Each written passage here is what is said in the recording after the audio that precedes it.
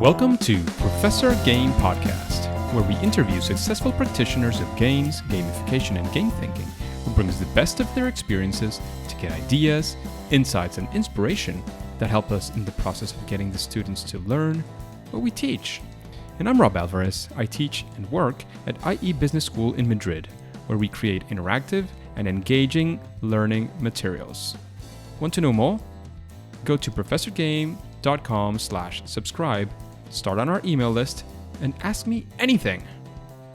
So engagers, we are back. We are once again with an awesome guest. Today we have Scott. But before we get started, Scott, are you prepared to engage? I think so. I hope so. Let's do this, because after spending 10 years in strategy in the wireless and tablet groups for Intel, Scott was bitten viciously by the board gaming bug and left to pursue his passion. And 5 years prior, he joins with North Star Games to start up a new studio focused on making great digital board games. Yes, digital board games, you heard that right. Scott now runs the development team and is the product manager for North Star Digital Studios. He has the Evolution board game, was the studio's first release, and Evolution Education Edition now joins as a digital board game targeting the education and learning space. So are we missing anything from this, Scott? No, I think that's it. I mean, the game is not even out yet. It comes out in 2 days here on April 22nd. Wow, so it's coming. It's probably going to be live already when we go have the interview live, because we're actually recording this very, very close to the launch date. But that sounds very, very exciting. We would like definitely to have any sort of follow-up if we can link to any, sort of post or anything later in time and see how it goes. We would be very excited about that as well. It sounds perfect. Yeah, perfect timing. No, I mean, I think you got the backstory right. It's been a heck of a 5 years since we started the studio. We've had our ups and downs. It's been a fun ride, though. I'm really happy that I did it. It's been a kind of a typical startup story where we've had like moments to celebrate and moments of a lot of frustration, and it's been quite the journey. But we're pretty happy and proud of our products now that we have it out. Yeah. Sounds like it. Definitely. So talking about that happy life that you're having, all that difficulties, but also the nice side, what would you say is like a regular day, a regular week? Like, what would your schedule look like normally, again, pre or post COVID?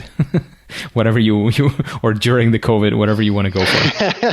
I got to be honest, my schedule hasn't changed a whole lot. I spend all day long glued to my screen, having video calls. Obviously everything we do is through the computer, and I feel like my whole world comes through this tiny screen. We're a remote development team, so our team's all over the world. We have an awesome artist in San Francisco. We've got developers here in the U.S. We've got developers in India, in Sweden, down in Brazil. So we're globally dispersed, which means we spend a lot of time just talking to each other. My role running the team is to make sure everybody's on track. We're all working towards the right goals. We're prioritizing the things that matter the most to the customers, they're going to value, and that we end up with a great working product at the end of the day. Absolutely. So as many people, it's funny. I've talked to different types of people, and one of the things is, not necessarily introverts, but for people who work from home, I mean, the change is not massive in a way. For some of us who were not initially working from home, I started, doing some things from the office here as well. I had to seclude myself back home because we had a near COVID situation. Nothing happened in the end, but we were just being very precautious. Like week and a half before the emergency was declared in Spain, we had to, seclude ourselves. Well, we decided to seclude ourselves at home because it was risky maybe for other people if we were, contagious. We weren't in the end, but we went back to work Monday, Tuesday, and Tuesday night they declared the emergency and everybody has to go work from home. So we had like a sort of a scaffolding of what working from home looked like. We might have been a bit lucky in that sense to have sort of an idea of how that looked like and realize that we needed more food at home. There's one fortunate side effect we've been so busy getting this education version ready that I haven't had time to notice that there's, that the global pandemic going on and get my head too wrapped around it, for better or for worse. Sometimes it's nice to stay focused at times like these and have just work, feel fortunate to be able to do it this way and have work to do to keep the mind off of some of these other things going on. Absolutely. And just, being careful and those things should be good enough to keep you safe, which is one of the definitely the main focuses here. Yeah. And moving on from COVID, I know these days and these times it's difficult to avoid it as a topic. But besides from that, we would like to definitely get into the meat of the episode and ask you about a time, one of those times, difficult times, when you were developing, again, whether it's the Evolution board game or Education Edition or anything prior to that as well, or after that, of a time when, things didn't go right. You were trying to do something, it didn't go right. Maybe it was in the middle of a project as well, because we want to be there. We want to live that story with you. We want to, grab all the learning that we can from that situation. And of course, in the best of senses, profit from that with your experience. So to give you guys some insight into kind of who we are, I mean, our roots and our culture is a board game studio. Our culture as a board game studio is really to do only a few games. We do like one game every couple of years, and we put everything into that game, and we polish the heck out of it. We put awesome art into it, and we refine it, and we go play test it with hundreds of people and come back and refine it. It's a very long, painful development process. And we really replicated that process, I'd say, in this digital world in terms of we had a really high goal of taking what's a rather complicated strategy board game, to be honest, and trying to make it as accessible and straightforward and just playable just, from the UI cues alone as possible. And to be honest, it was I don't think I appreciated at all how ambitious that goal was. When we started out on this journey 5 years ago, to try to make a board game into what most people would kind of consider more of a video game. You can just learn it while you play. You're just playing along, and it's got all the features that kind of take you where you want to go. We put a lot of things that were first for board games into this product, an online matchmaker and a whole campaign you go through where you kind of grow in your skill and learn the game as you go, things like that. And, we're really proud of it now, but man, it took a long time. And I do wonder if I went back in time, if I would make the same decision now about, knowing how long it was going to take, if maybe we'd cut some features and some things out to try to go a little bit faster. What would you say, like, from that? Of course, hindsight might be 2020. Some people in the entrepreneurship world say, ignorance is bliss especially when you're starting, not knowing how hard it might be. It could be one of the things that keeps you actually going. But of course, beside like sort of those maybe obvious things, if you had to approach the same project right now and without that escape route of just not doing it, would you like do something different? What would you say is like a key lesson that you took from this whole thing, or something you would say to your past self in that sense? I think the most important thing is make sure you're focused on what matters and makes the experience for your customers. I think knowing what I know now, going back, I would be very tempted to cut some things out. We were very fortunate, with our board game background and the kind of position we're at, and we could focus completely on the customer experience and making sure, hey, if somebody doesn't like it, let's change it. Let's make it better. I mean, for example, like one of the core elements in our game, you have this species.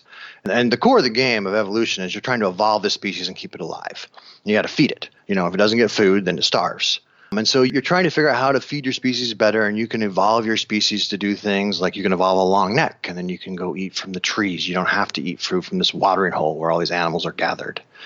You can evolve ways to eat faster. You can cooperate. So you can feed more than one species at a time, things like this. And so this was a really key element of our game, was this species. And we spent a lot of time on it. We wanted something that, really, your species has a lot of different elements to it. It has a body size, so you can say how big the species is. And, that's important because you can evolve into a carnivore, at which point you can go eat other players' species.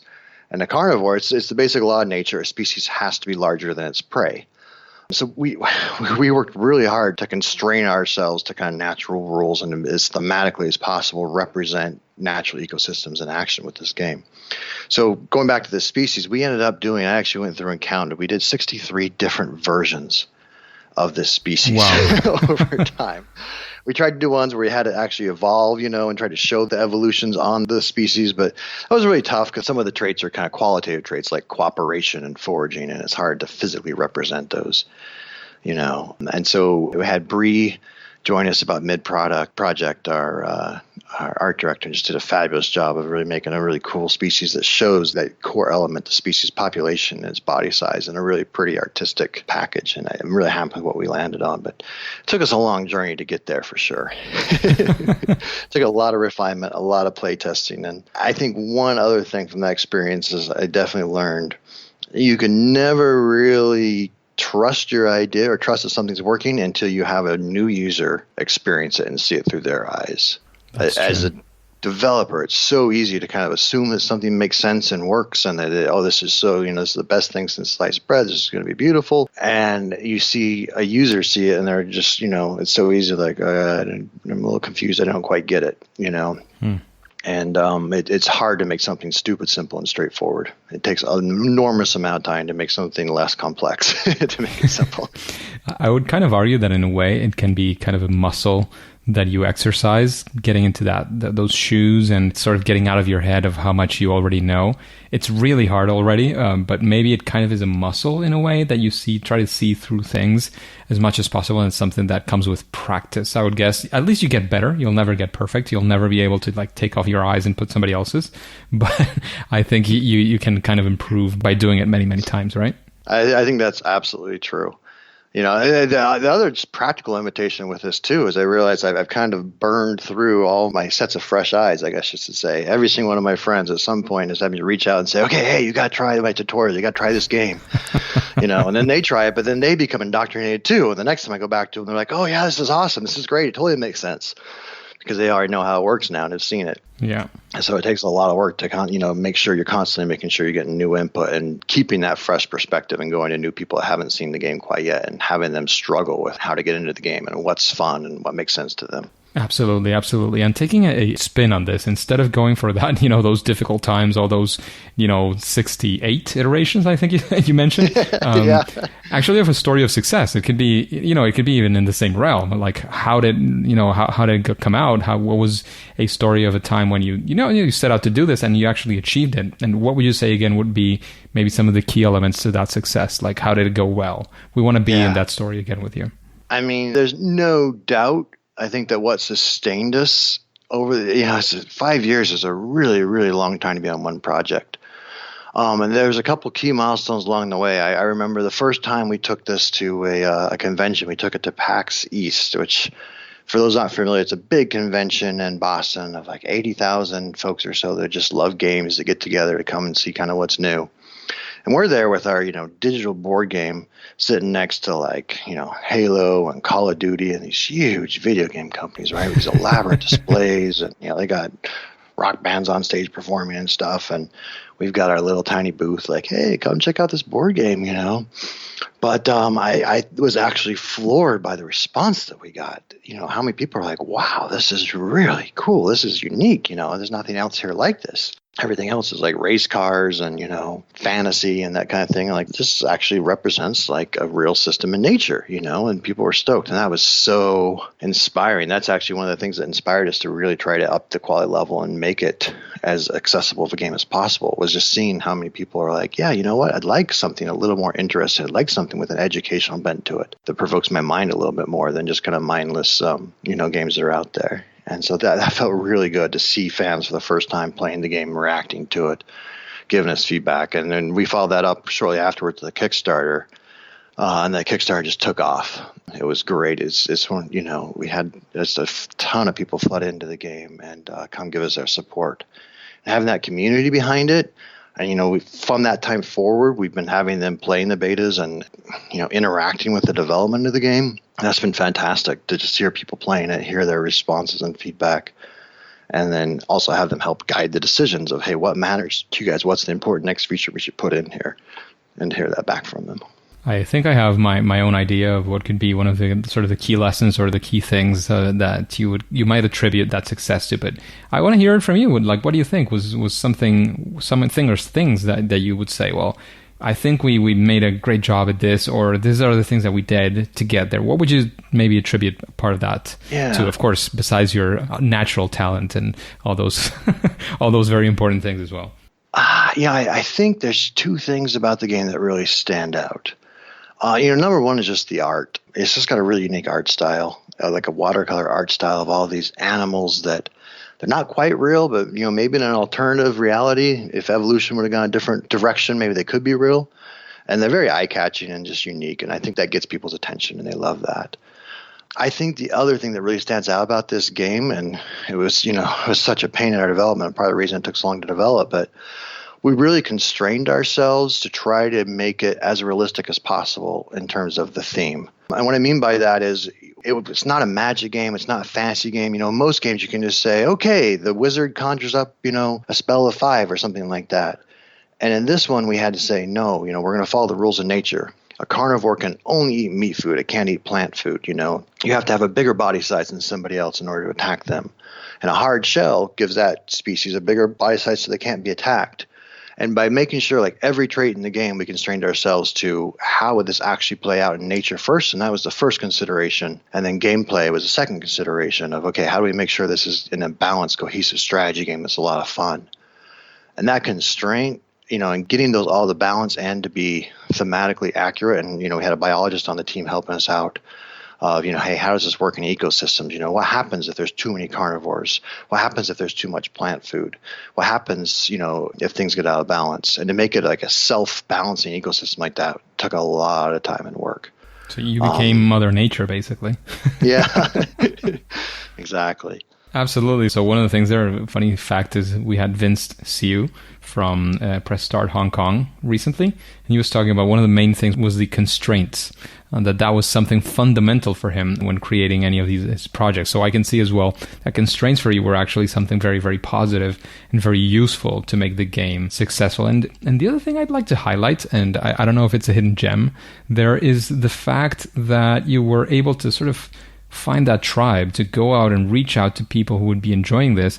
And that allowed you to do a lot of play testing. Of course, once you had that group of people who was excited about the game, you were able to ask them for more and more feedback, understand what were their needs. So you kind of found that spot, that niche that can, of course, then grow, massively as well. But you found that niche of people, that group of people, small or medium or large, that were actually very excited about what you were doing, that were like your perfect, ideal player. And you engaged with them, and you created that community, and you started giving them things to think about, to test, and to give their opinion about as well. Yeah. And there's no question that's a two-way street in terms of it's so helpful for development to know what matters to them.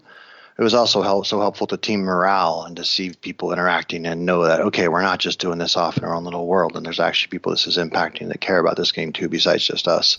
That helped a lot. It certainly does. It certainly does. I would just add on that, though, you got to be a little bit careful when you have a core group, because we got a really passionate core group of supporters, which was awesome. But a lot of times they can care about different things than your new users are going to care about. When you think about, new people coming into the game, and that, we have a lot of both biologists and really hardcore strategy game nerds like myself, that really love to think about the dynamics and the strategy and the gameplay and how it all balances, and got really deep into it. And, they want more of that type of thing. Whereas your newer users want, it's the theme and the accessibility and trying to make sure you keep an eye on that and keep an eye on, okay, what's the experience for your veterans and what are they getting out of this? But also what's the experience for somebody that's coming brand new, fresh into this system and this game? And is this going to be something that adds to their enjoyment, or is it just going to confuse the heck out of them because now you've got so much stuff to learn and wrap your head around, Absolutely, absolutely. And we've been talking about this thing, and maybe this hopefully will be part of your process as well. When you're creating a game or you're thinking about creating a game, is there some sort of strategy, idea, process, series of steps? Like, how do you approach this game, or how would you approach a future game as well after this experience? So our core design process in North Star is figure out what's fun, figure out, okay, this is the activity here that's fun and interesting. And then as much as possible, try to get everything else out of the way.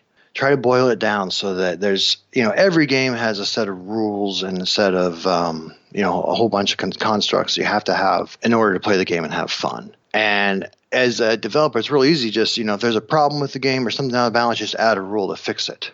And one of our core tenets is, take away rules as much as possible. The best games you can give on a one-page sheet and somebody can explain in a minute. And, even better is if you can get into it quickly, but then there's a lot of depth once you're in the game to give a lot of replayability and a lot more thought to the game. And you learn more about the game the more you play it. I think that's the holy grail for games, is a game that's really easy to learn, but has a lot of depth. And that's kind of what we strive for. So our design process is, take all these different ideas, play something, figure out what's fun, and then strip everything else away as much as possible and try to remove those rules to get down to the core basic set of rules you have to have in order to play that game, to experience that, whatever that fun piece is that you're trying to get out. That makes a lot of sense. I would only have sort of a follow-up question, which would be, I completely get that you're trying to look for that, where that fun comes from. And of course, being a game designer, it kind of might come naturally to you in a way. But can you dig a little bit deeper on what you would say, would be your way of finding that fun? Like, how would you get into that kind of thing?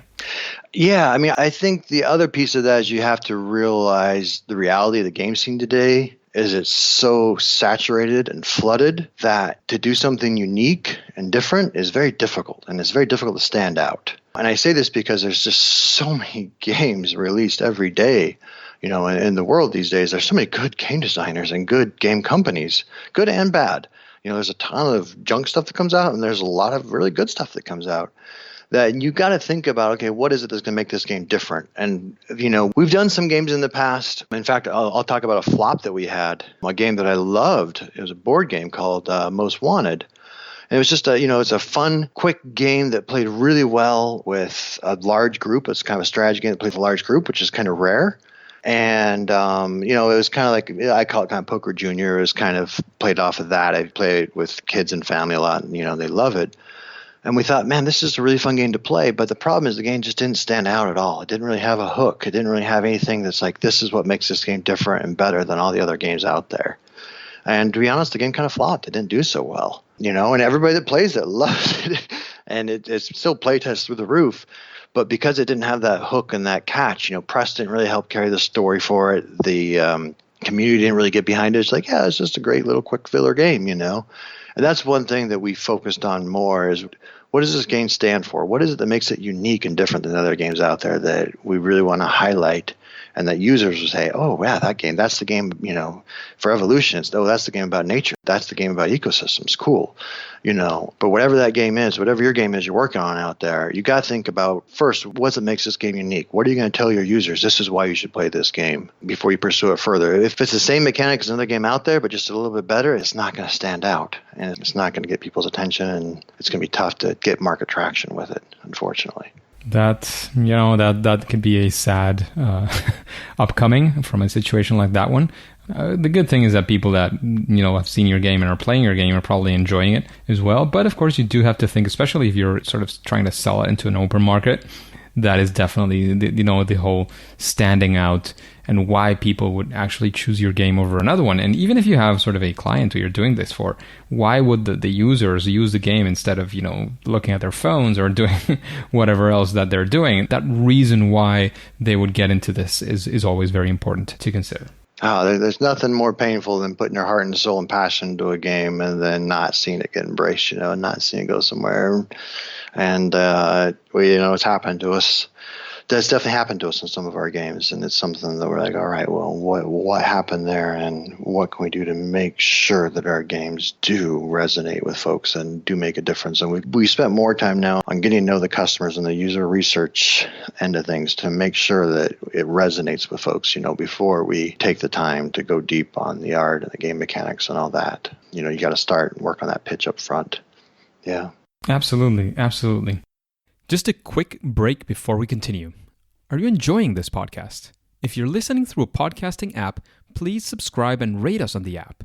This will be of great help to reach more engagers so we can change the world together through gamification.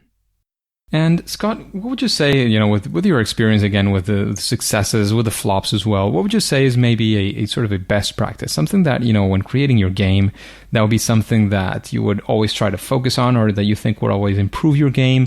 Is there something that you would say, again, that could be from a game mechanic to a way of thinking to one of the steps of your process? Like, what would you say could be maybe one of those elements? Oh, man. That's such a good question. I would love to say there's a magic bullet where it's like, hey, if you do this and follow this process, you're going to have a successful game. Or at least better. Yeah.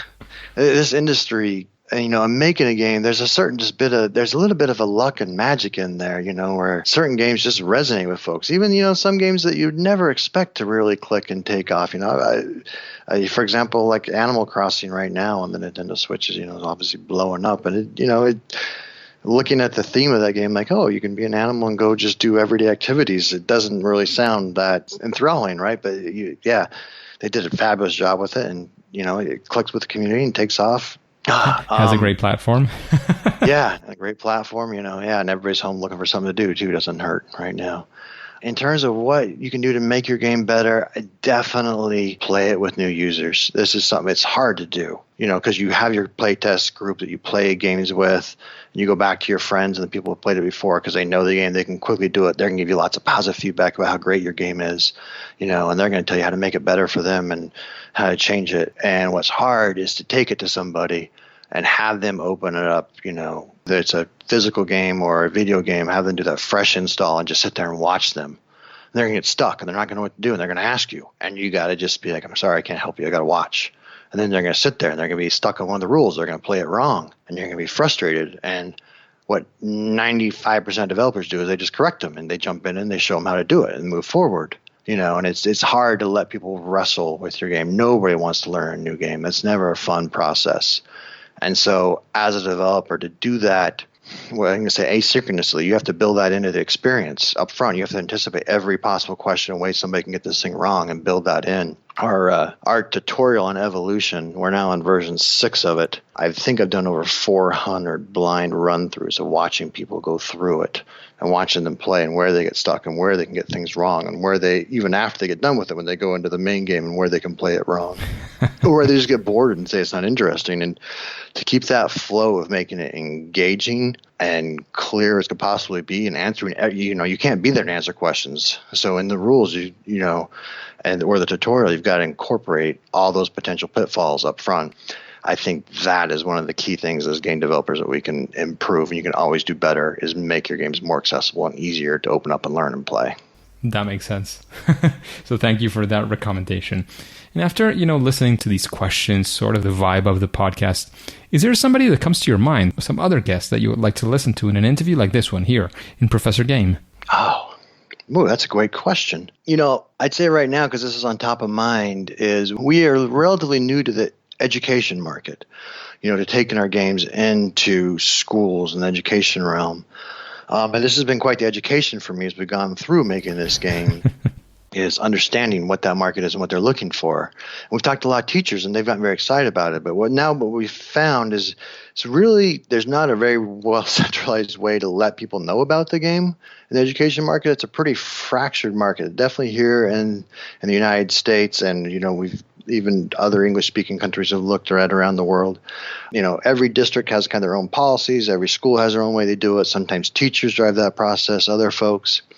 I would love to hear from someone in education about how they see games fitting in the educational process, how they say, hey, game developers, game publishers, here's a centralized place. This is the best way to let teachers know, to let students know this is out there so that they can find it and use it in the classroom. Because that piece is a huge obstacle that I think for smaller publishers, the large guys are going to be able to go to each district on that level and have a huge sales team that can go to every conference and every school district and get their stuff approved and let them know.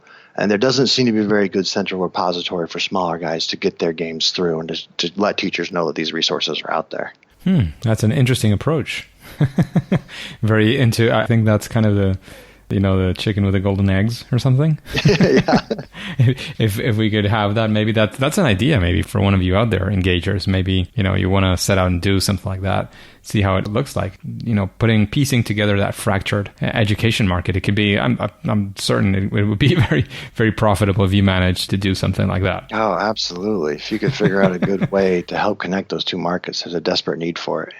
Scott, what would you say is a book that you would recommend? If you had to recommend one book, what book would you recommend to this audience, to the engagers? And of course, why would you recommend that book? It's a great question.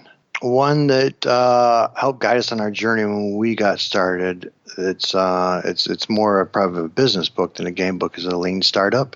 And it has a lot of great ideas about just how, if you consider your game to be the product, and people playing your game as your customers, about how you can quickly and efficiently test some of your core game mechanics and core game ideas without quitting your day job, so to speak, and taking too big of a risk on that.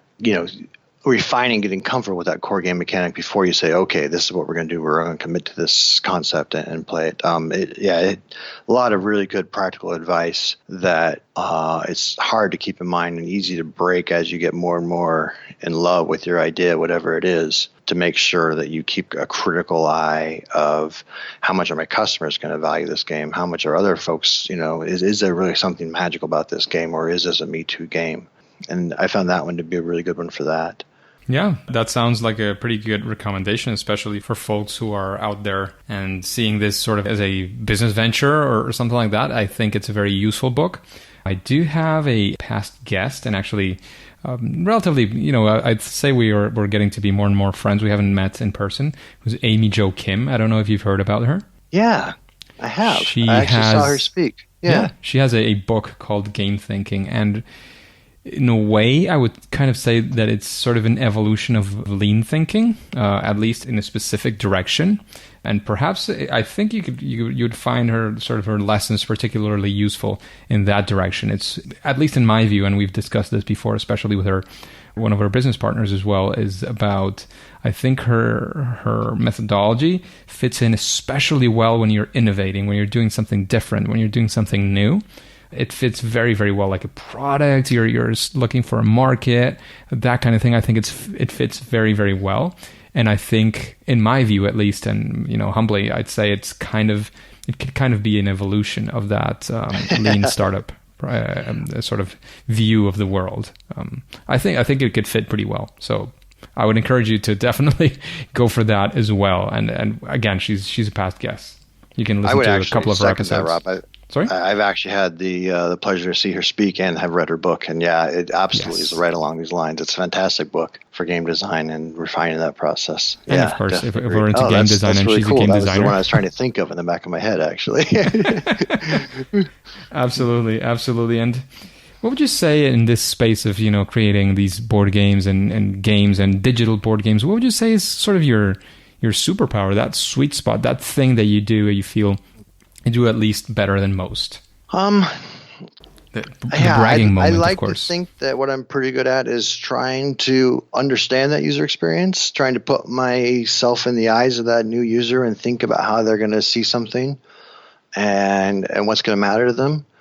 I think this is something that maybe particularly programmers can sometimes struggle with, because programmers are very unique breed of folks. I love them. I love my team. Don't get me wrong, but very logical thinking, right? And they assume, okay, A follows B, B follows C, and that's the language of computers, and they do exactly what they're supposed to do every single time. And sometimes they can build that into a game or into a user flow or mechanism, and assume that users are going to follow that exact flow exactly like they're supposed to every single time. And so I think having that, breaking that thought process and thinking about, okay, what's all the ways somebody can misinterpret this, or where, what's the most intuitive way for them to quickly do this, and if somebody's not familiar with this, what can go wrong? I think thinking about those things and thinking about how a new user can approach a game or a process is probably where I feel like I can bring some value to the team. That makes a lot of sense, and it's very, very useful as well. And again, we're talking about people who enjoy games very much. So we would like to know, what is your favorite game? Oh, man, good question. I've got a lot. I do like games a lot. Of course, no cheating with your own games. That would be too easy. I would say let's start with digital games. That's not my game, unfortunately. I do love our game. I love Evolution. But there's this developer that did this game called Polytopia. It's a civilization game, but he boiled it down to its essence. It's not near as complicated as Civilization, but it has that core, 4X, go, expand, build your city, take over new territories, and then go fight with each other, fight with other tribes. And he just did a fabulous job with boiling the game down to the core of that Civilization genre. And it's a lot. I had to delete it actually off my iPad because the game was so addictive and so fun.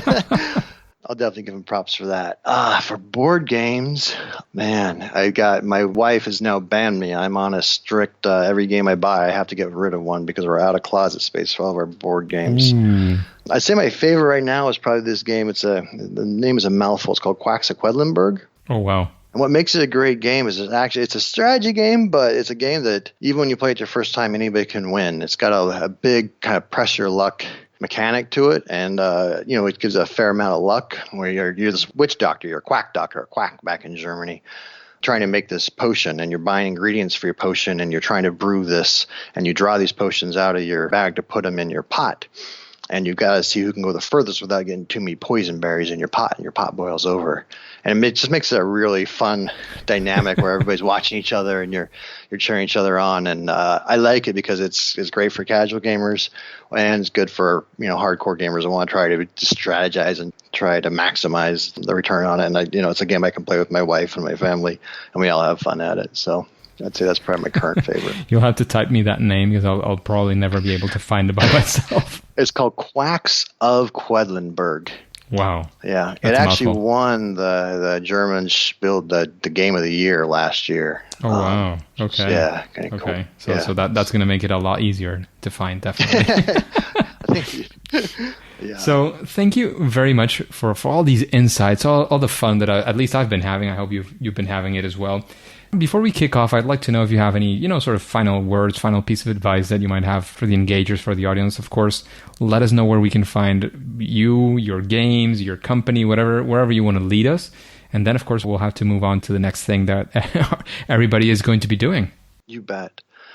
Let's see. Final words of advice. I think if you're fortunate enough to make games, it's, relish the process, enjoy it, and make sure that you enjoy the journey of that process too. We spend so much time sometimes on getting that final game out the door and on the delivery process, which obviously is the most important part and what, you celebrate. But the journey is a lot of fun too. Changing the game, talking about the game. We've had so many passionate arguments among our team about what mechanic's going to make the most sense and what's going to be the most fun here, and what should we do about this. It's amazing how passionate folks can get about making games, but it's great. It's a lot of fun afterwards, and I wouldn't trade the experience for the world. So make sure you enjoy the process. Not only the game itself, but don't make it. It's easy to make it. I've seen some people get miserable doing it because it's a big process and you get so much input, and there's a lot to put together to try to get to that essence of the core game. And I'd say enjoy the journey. That'd be my party advice. Where can we find you and all about your games? So our contact information, probably the best way, our website is evolutionvideogame.com. Go there, you'll see the information on the new education game that's coming out. You'll see the trailer there, and it has links to all the platforms where it's available. It's on Apple, it's on Android, it's on Steam, and it's on Windows Education Platform. And there'll be links there to all those. We also are putting the game on sale to try to support students stuck at home right now and looking for remote learning opportunities or just remote interaction. You can play multiplayer with your friends through the game too. So we're gonna make a half off as we launch the game for the next 30 days. Oh wow! Just to try to support some of our teachers and students stuck at home. So it's you'll see the links to it there at evolutionvideogame.com. You can contact me at our email. It's digital@northstargames.com. That's our email inbox, and they'll come through to me. Or, we got Facebook and Twitter, North Star Digital Studios. So, we'd love to hear any, if anybody wants to email any follow-up questions or thoughts, we'd love to hear from you. That's fantastic. Thank you very much once again for all this time and energy and thought investment that you've made for this awesome interview. Of course, thank you for putting all those games out there as well. However, at least for now and for today, it is time to say that it's game over. Hey, Engagers, thank you for listening to the Professor Game Podcast. And I'd like to know, how are you listening here? How did you find us? If you did through a podcasting app, I would really like you to subscribe, rate, and make a comment about this podcast in any of those apps. And why? Because that way that will help our, what is called in this world, the discoverability of our podcast, and get other amazing people like yourself to listen, and hopefully, change the world a little bit through gamification, or game-based learning, game-based solutions, and all of the things that we'd like to talk about in this podcast. And of course, if you have any doubts, if you have, any difficulties doing this, all you have to do is go to professorgame.com/iTunes. Why iTunes? Because that was the first thing that we came through. And of course, we would definitely like to, again, if you haven't, subscribe using that favorite podcast app so that you listen to the next episode. You don't miss the next episode of Professor Game. See you there.